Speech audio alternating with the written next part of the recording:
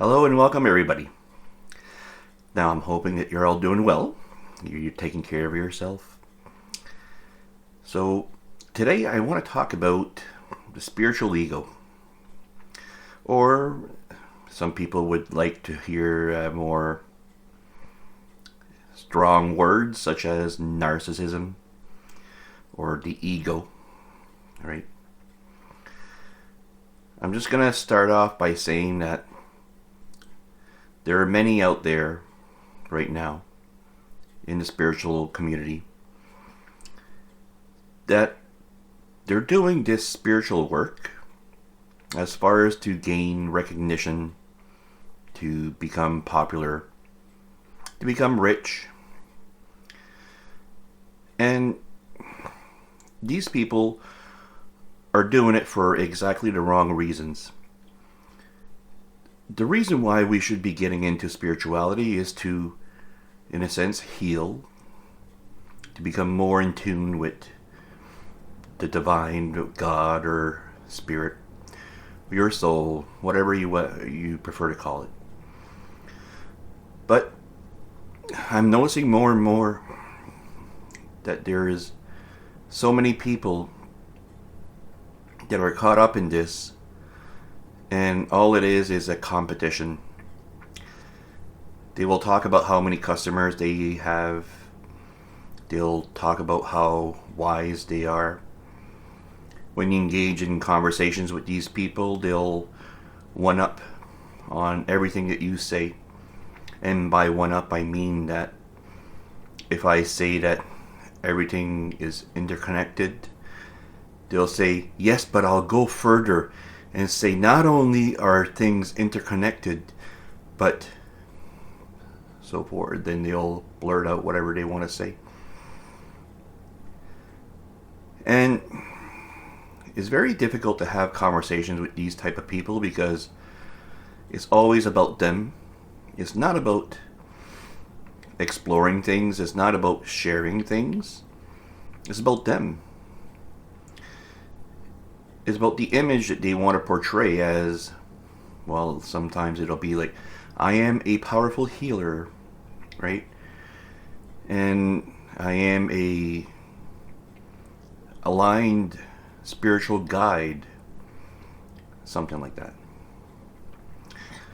Now I'm doing this video to kind of like make sure that people that are into spirituality or people that might be new, that they have an understanding that this is in a sense something we have to look out for, because energy transference is real. People that get into spirituality realize that the people that you hang around with, they really influence you. They influence your energy. You tend to become who you are, who you hang out with. And by that I mean that, let's say I would be somebody, I don't know, pessimistic, right? And you hang out with me because of, well, you want to learn about spirituality, you want to share things, and then I am somebody that's very narcissistic, and I am imposing a lot of stuff, and also I am very pessimistic. And I will start saying by, oh, well, you know, life is a magical wander, but at the same time it's so messed up, man. Like, this life is not worth living. And, you know, something very, you know, very negative. Maybe the first couple times you will shrug it off. You won't absorb their energy.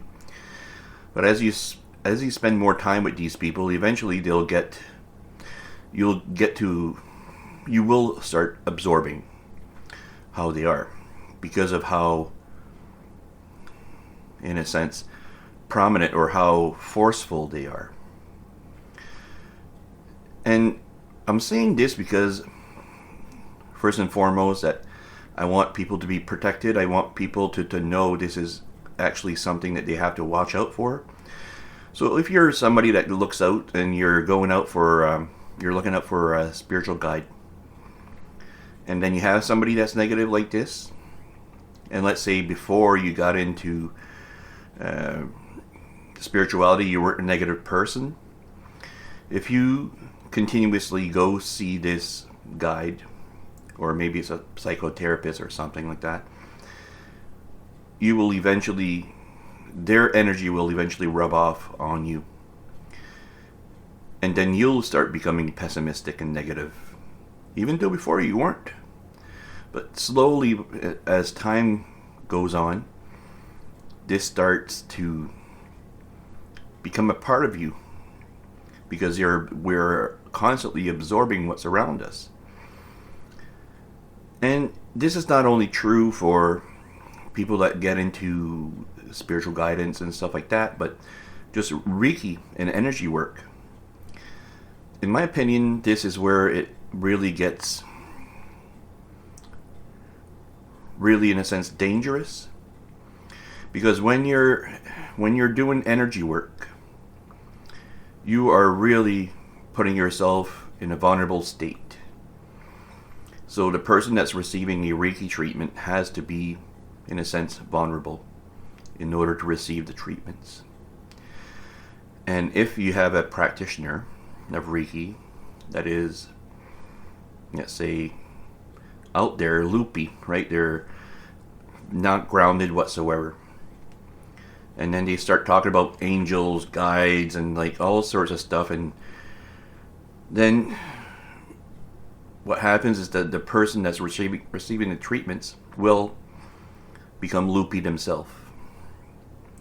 Now, like I said, at first, when you first start, you won't really absorb it. But as you spend more and more time, these people will rub off on you.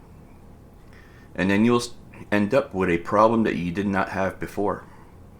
You weren't negative before, but now all of a sudden you are. You weren't loopy before. You weren't always in the clouds, but now you are. Because the practitioner has passed on their issues to us. So then, not only do we have the unresolved issues that we went in for, but you have another issue. And this compounds the spiritual problems. So hopefully you're seeing where I'm going with this. That the company that you keep, people you hang around with, the practitioners that you go for treatments, they will eventually pass on their issues to you. So now, like, the question is well, should we stop treatment altogether? And I would say probably no. But at the same time, we need to find ways to protect ourselves. And for me, I would say the biggest tool that you have is your own awareness.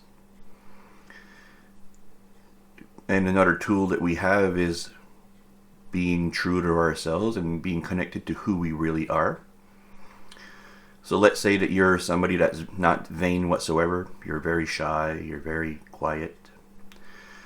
And then all of a sudden, you start noticing, I'm not really the same person as I was before. Right? And then you could kind of like just brush it off if you don't want to dig into this, but hopefully just noticing that this is not the way I have always, I know myself and I haven't been vain ever in my life, and all of a sudden I'm vain, or I'm arrogant, or I'm pessimistic, or I'm loopy, or then eventually, hopefully, we will start realizing that this is something that we got off of somebody else. So the way that we can protect ourselves is to be connected to who we are, be aligned and knowing yourself. Another way is to be able to be aware of how other people are. And this is a little bit more, in a sense, difficult, but it is quite important to pay attention to practitioners. What vibe do you get from these people? Do you get the vibe that they're not humble? that they're arrogant? Do you get the notion that they are know-it-alls?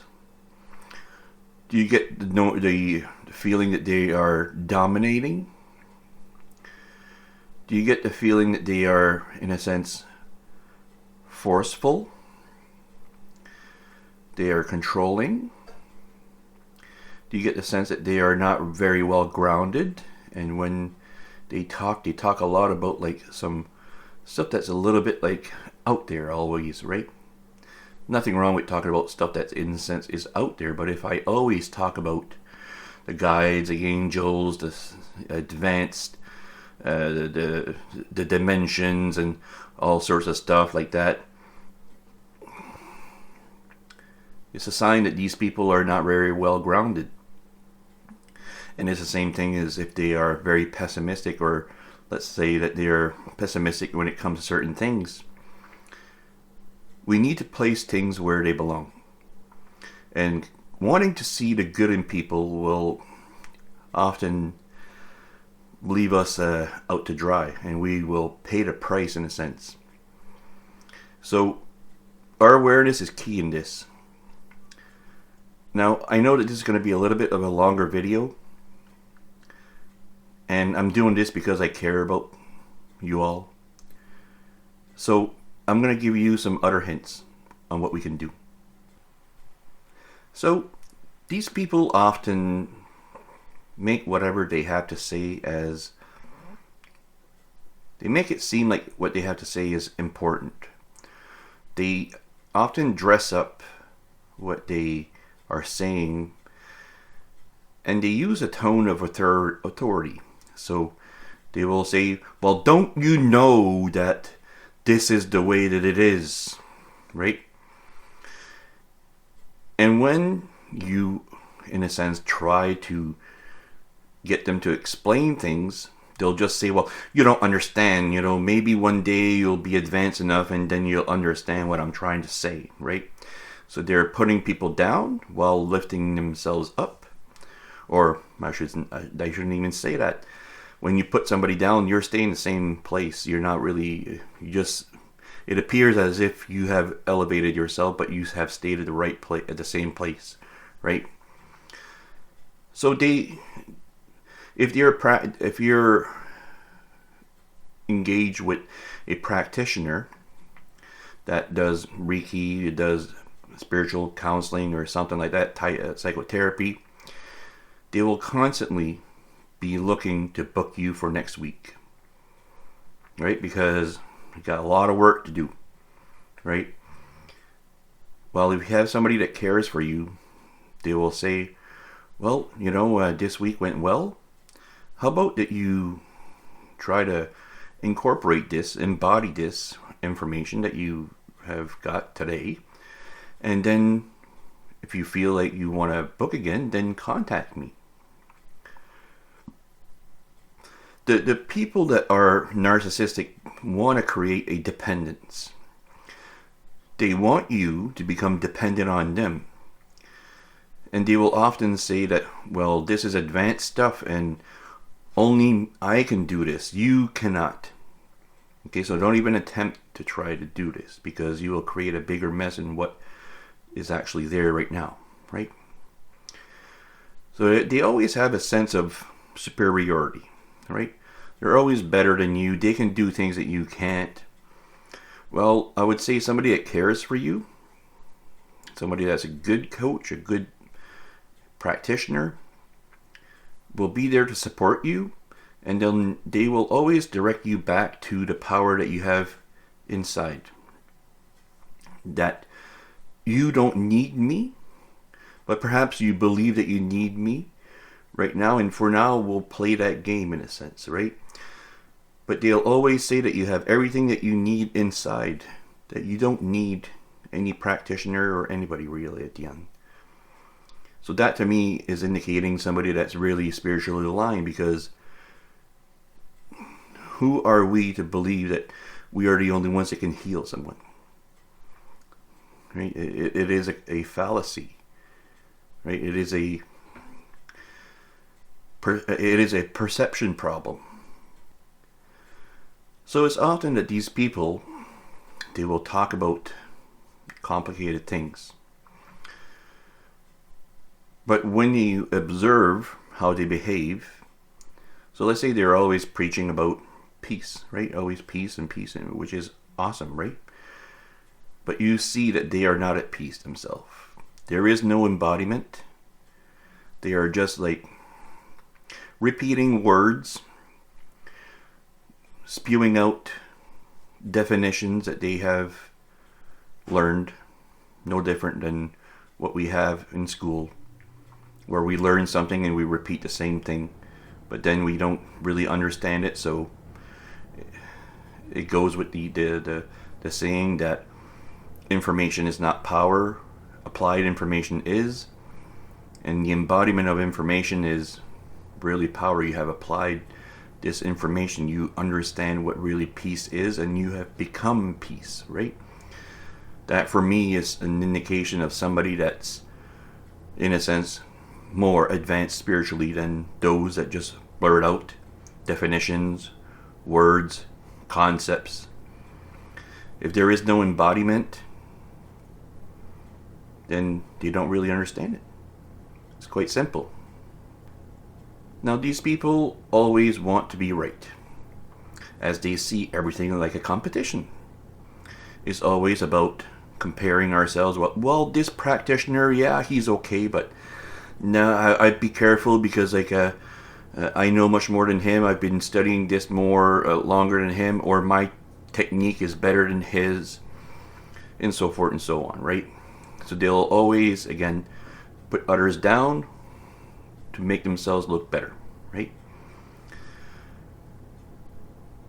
One thing I will say is that these people are actually hurting. The people that are narcissistic, they are struggling inside. They're hurting inside.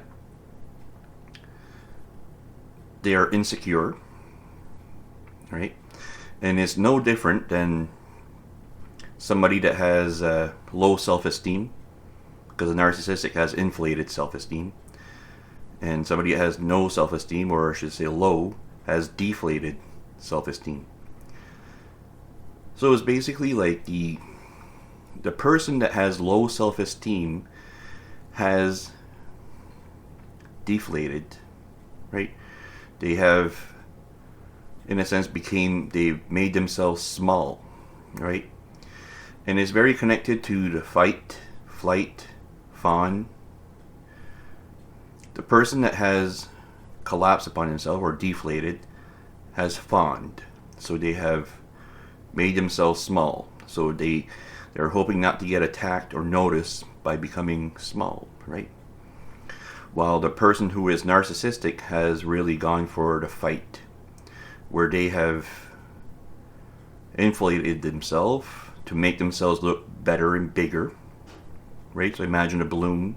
One of them has taken out all the air out of the balloon, and then the other person has blown up that balloon as big as they can, right? So if you're in a situation where you know that you have a narcissistic personality on your hands, is that we have to be very, very careful, because if we attack these people or we try to see the error of their ways, they will often gaslight us. They will say, "You're crazy.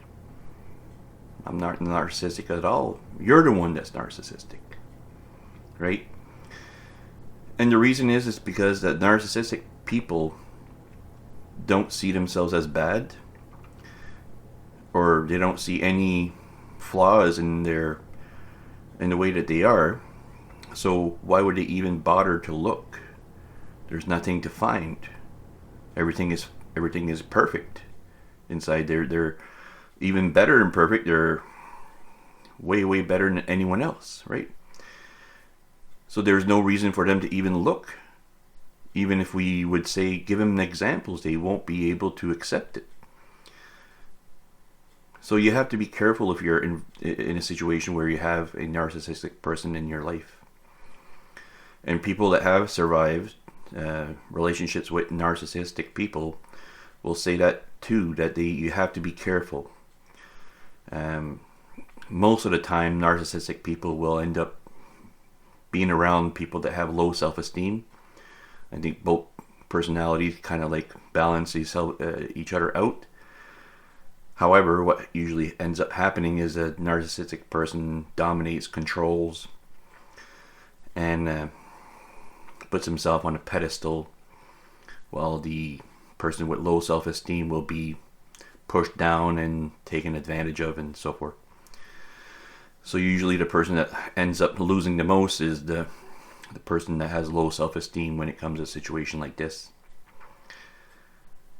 So if you have low self-esteem and you're not confident, it's not a good idea to engage narcissistic people.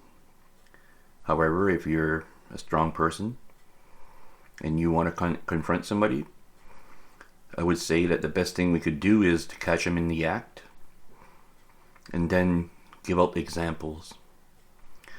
So let them, in a sense, build their own grave.